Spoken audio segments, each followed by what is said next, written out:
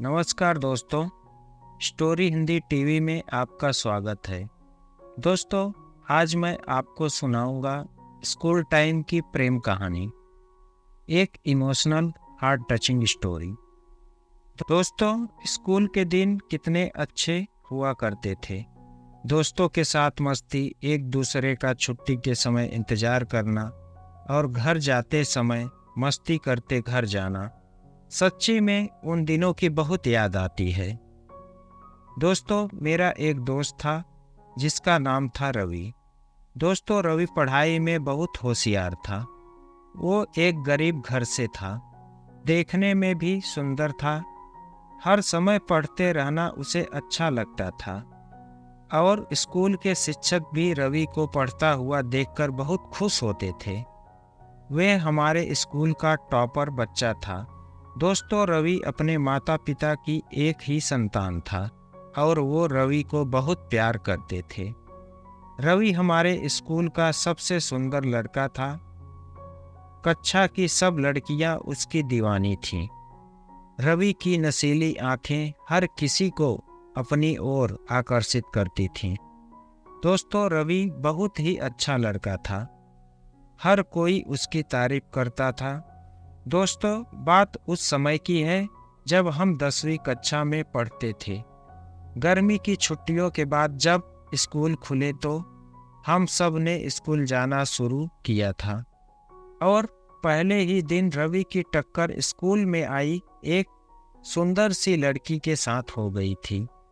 दोस्तों, वो लड़की रवि को बहुत भला बुरा कहती है, लेकिन रवि उसको ही देखता रहा और मुस्कुराता रहा। दोस्तों, जब हम अपनी कक्षा में गए तो वो लड़की हमारी ही कक्षा में थी।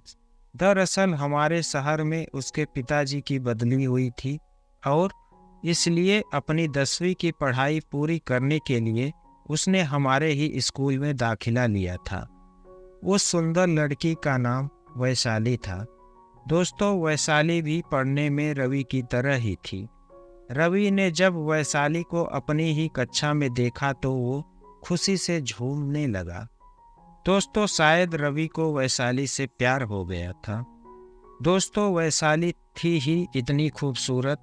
उसके लंबे लंबे बाल, बड़ी बड़ी नीली आंखें और उसकी वो मुस्कान हर किसी को अपना दीवाना बना रही थी।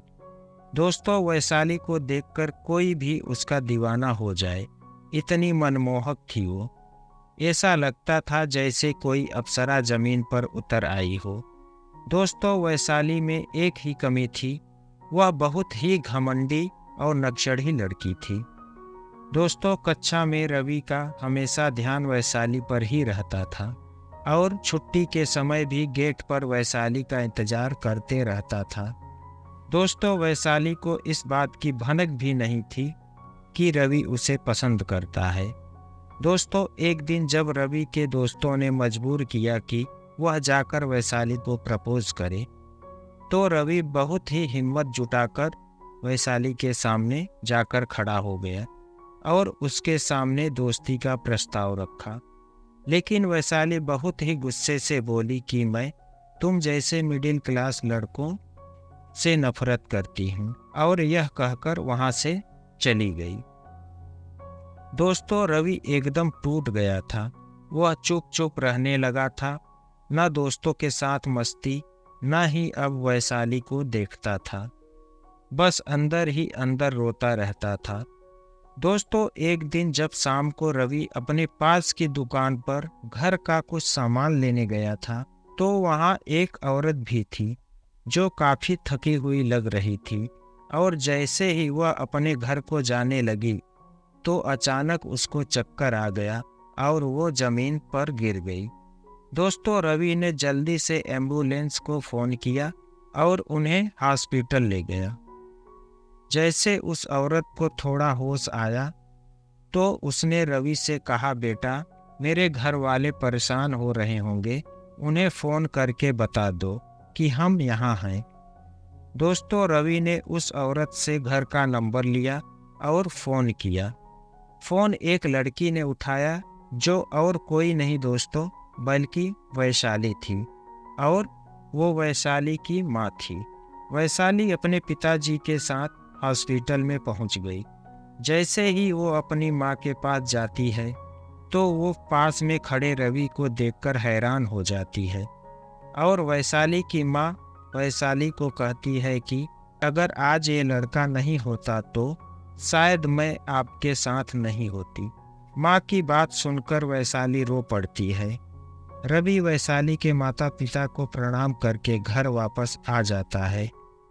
दोस्तों, दूसरे दिन जब रवि स्कूल में पहुंचता है तो वैशाली गेट पर उसका इंतजार कर रही होती है। रवि जैसे ही उसके पास पहुंचता है, रवि का हाथ पकड़कर अपने साथ स्कूल से बाहर ले जाती है और उससे माफ़ी मांगती है। अपनी उस दिन की गलती के लिए रवि उसे माफ़ कर देता है। दोस्तों, आज वैशाली उसे प्रपोज करती है और रवि हाँ कहकर उसे अपने गले लगा लेता है और दोस्तों एक दूसरे का हाथ पकड़कर स्कूल में जाते हैं। दोस्तों, इस स्टोरी से हमें यह सीख मिलती है दोस्तों कि जब आप किसी से सच्चे दिल से प्यार करते हैं बिना किसी लालच के, तो ईश्वर भी आपका साथ जरूर देते हैं। तो दोस्तों, ये स्टोरी आपको कैसी लगी? वीडियो को लाइक करके कमेंट में बताना मत भूलिएगा। दोस्तों, अगर आपने इस चैनल को सब्सक्राइब नहीं किया है तो चैनल को सब्सक्राइब कर लीजिएगा और अपने दोस्तों के साथ ज़रूर शेयर करें। इसे अधिक से अधिक लोगों तक पहुंचाने में हमारी मदद करें। दोस्तों, पूरी स्टोरी सुनने के लिए आपका बहुत बहुत धन्यवाद।